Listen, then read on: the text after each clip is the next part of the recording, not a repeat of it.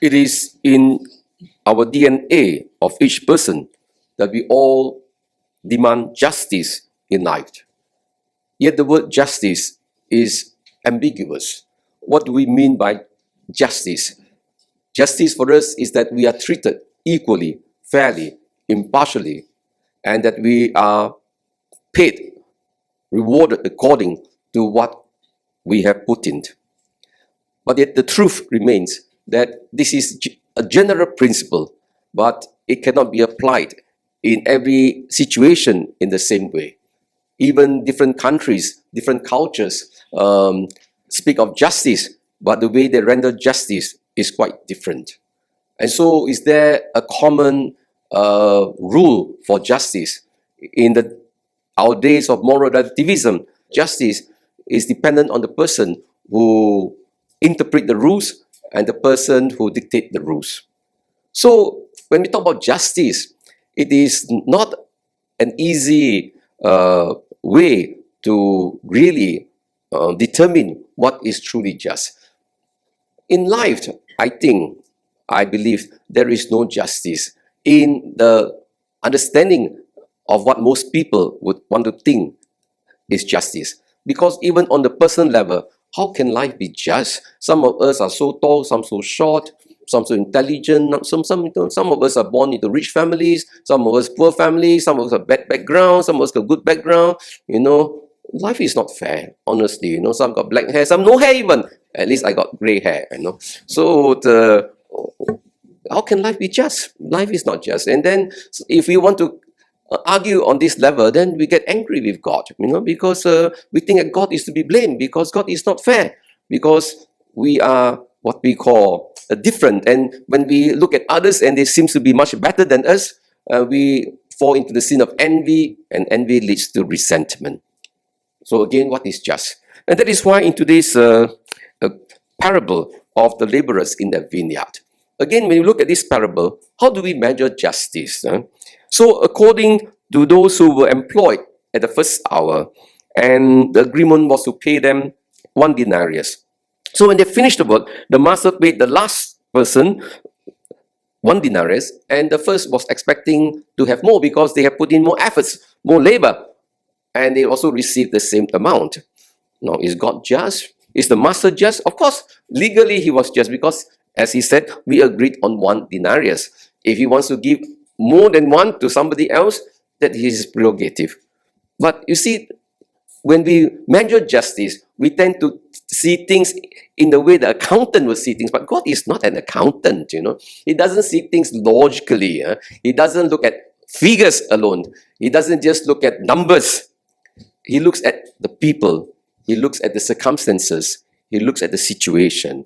So in the case of the first man who was employed, so all of them were actually not idling at the market. In fact, the market was a place where they sell their labor. In those days, we don't have a LinkedIn, where you can put in your name and say, this is my profile, please come and look for me. They don't have LinkedIn. The only LinkedIn is to go to the market and bring your tools with you, bring whatever you need, and you stand and you wait for someone to employ you. And so they were waiting actually. And in those days, 1 denarius is just a wage for a day's family. You need at least 1 denarius to support the family for the day. And so they were waiting for work. It's not because they were idling, doing nothing. And so the point in the understanding of Jesus and God is that, those who were employed later, they were actually know better actually than those who were employed first. And those who were employed first will know better than those who were employed last. Because those who were employed earlier, they have the benefit of starting early, and at least they won't feel so anxious that they won't have money for the family for the day. Now, those who are waiting at the last minute don't know, goodness, I'm going back home with nothing. How am I going to feed the family? So the anxiety. And also those who have worked, actually, that is the same thing too. Those of us who actually work a lot, we complain actually. And then there are those, some people got nothing to do. They are so bored, and they feel that, they're getting demented soon, and then the masters are actually wearing off because they never exercise their body and so on. They also grumbling. Those got too much work also grumble. Those who have no work also feel. So who is better off? Those who have work, you should thank God, because your minds are moving, your minds are working. You can live. Your life is meaningful. You are not just staring into this empty space and saying, who is going to bring me out for lunch today? How come my daughter never called me? Then these people, that's why those people are retired. Sometimes I feel sorry for them because they don't know what to do. The first year of retirement, perhaps you'll be very happy. After some time, becomes, what is life? Every day, eat, go out. It's what do you gain out of it? How are you growing? Do you feel that your life is meaningful? That life is only worth living when you know that you are actually making a difference in the lives of others? If it's just taking and taking and taking, you find that you are useless. Actually, if you are always on the receiving end, you feel terribly useless. And you wonder why, what? And you not only feel useless, sometimes you feel bad that you are actually leaving on others. We all want to be also, yes, we want to receive, but we also want to give. And so in this case here, actually, looking at the circumstances, God is fair. So that's why if you want to look at justice, at the end of the day, it's not a question of justice. At the end of the day, it's a question of grace. Because everything we have, who we are today, is really the grace of God. So if you have this, if you are born into this situation, if you have this work, if you have this gift, it is really the grace of God. And God knows what gift we need. That is why in the letter of St. Paul to Corinthians, we are told that God is the giver of all gifts. And He gives His gifts freely according to what we need to do in life. So everybody, with whatever gifts that you have received, can live life to the fullest. It doesn't mean that we have to be someone else, to be in somebody else's position in order to find life. In fact, if we were in someone else's position and not where we are, we might find ourselves misfit. And this is what is happening actually. Sometimes we try to be in a position that actually does not suit us. And so we become misfit. Life becomes stressful and after some time and becomes destructive of our own happiness. So we must be where we are supposed to be, where God placed us. That is the best position in life. That is where we find real happiness. And so when God blesses us, again with His gifts, so what is justice? Justice is to use our gift in such a way that these gifts are used for the common good. That is justice. So if you read the letters of St. Paul to Corinthians, he said that, God gives us more so we can share with those who have lesser. So in this sense, God actually has blessed the world with enough resources for everyone. Unfortunately, the rich, they are the richest, occupying the most resources in the world. So there is this question of obligation to help each other out. Rich nations are supposed to help the poorer nations. But unfortunately today, it is every country for himself. Every country for itself. That is what we call a situation where the world has forgotten that we are all one brotherhood, we are one humanity. That the resources that the Lord has given to us is never for one nation, for one community, for one race. It is meant for the service of all. And so when God gives us gifts, resources, they are meant to be spent for others. And that is how we find happiness in life. Those who have not will have to learn to receive with thanksgiving, with gratitude. And those who have would be called to give to those who have not.